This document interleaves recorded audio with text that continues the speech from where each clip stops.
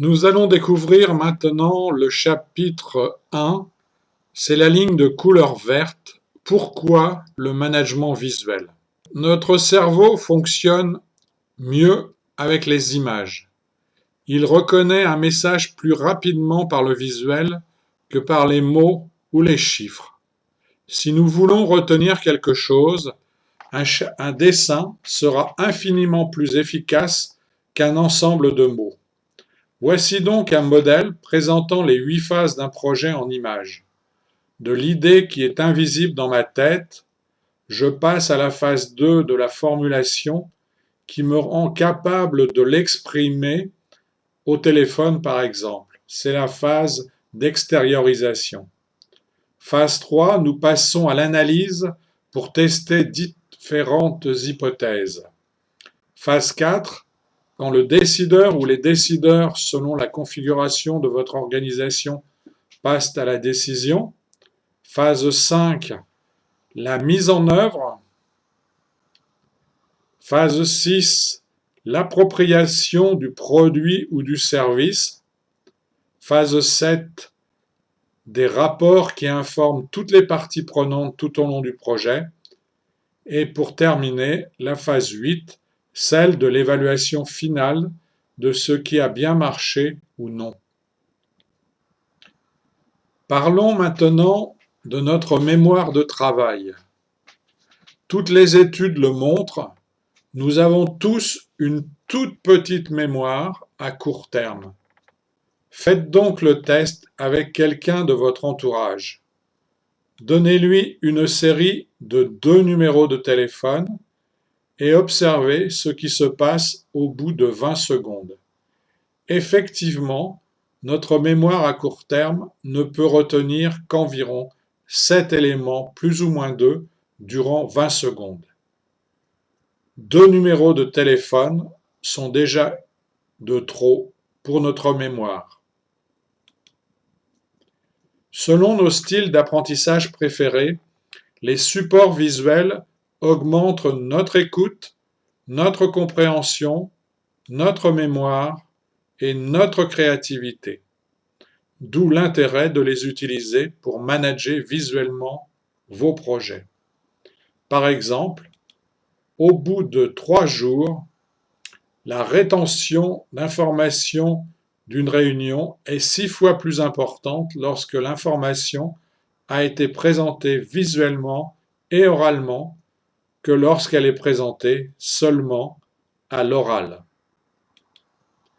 Le management visuel aide donc à comprendre des données complexes, à renforcer la communication, à cibler un public spécifique et des groupes d'utilisateurs, à rassembler des points de vue individuels sur des cartes créées collectivement. Mais ce n'est pas tout. Le langage visuel raccourcit aussi le temps de réunion de 24% d'après les études de la Wharton School of Business en 2007.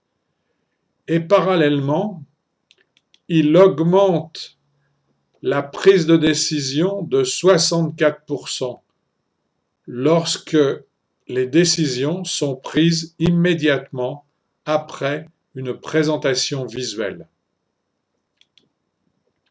Piloter un projet, c'est 80% de communication. Le management visuel est basé sur un principe.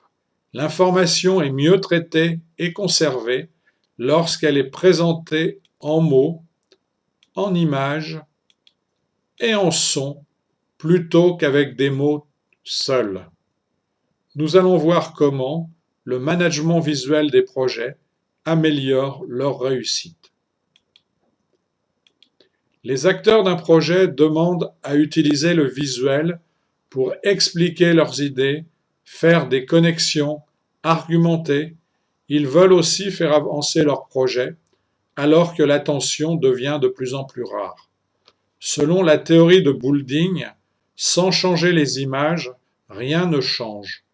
Or, un projet, c'est bien changer une situation insatisfaisante. Pour changer, il faut modifier les images. Par exemple, Un terrain en friche avec un superbe panneau publicitaire où les arbres ont 20 ans d'âge, les personnages sourient, les enfants jouent dans le jardin est totalement transformé dans notre imaginaire. Il devient sacré, je me vois bien habiter là, je me projette. Sur l'image, nous voyons réunis plusieurs supports du management visuel. Règles du jeu, vision du projet, carte mentale, carte conceptuelle, planning. Comme nous passons près de 25% de notre temps de travail en réunion, tout ce qui peut les améliorer est bon à prendre. De simples post-it peuvent soulager la mémoire des participants. Ils permettront de voir la structure globale de la réunion avec tous les points à l'ordre du jour. Pour qu'une réunion de brainstorming soit efficace, il sera utile de commencer par un brainwriting. Un brainwriting, c'est laisser un temps de silence au début de la réunion pour que les participants inscrivent leurs idées, ce qui permettra l'expression de chacun. L'analyse de chacune des idées écrites sur des post-it évitera des effets de leadership. Les idées des leaders ne seront pas les seules à être examinées verbalement. Un projet dépend également de l'avancement des actions de tous les acteurs. Un acteur en retard met donc tout le projet en retard. Et si l'information du retard n'est pas visible, les mesures de rétroaction ne seront pas prises. Avec des cartes visibles de tous, les retards ou avances des actions sont visibles d'un seul coup d'œil, même sans ouvrir un ordinateur. Nous verrons bientôt comment le management visuel aide à lutter contre la procrastination, c'est-à-dire notre propension à remettre au lendemain notre travail.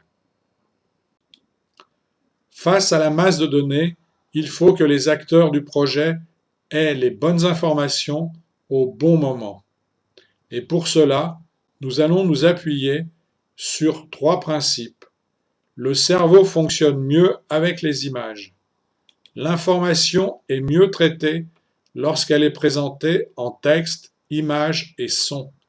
Les supports visuels augmentent notre écoute, notre compréhension, notre mémoire et notre créativité.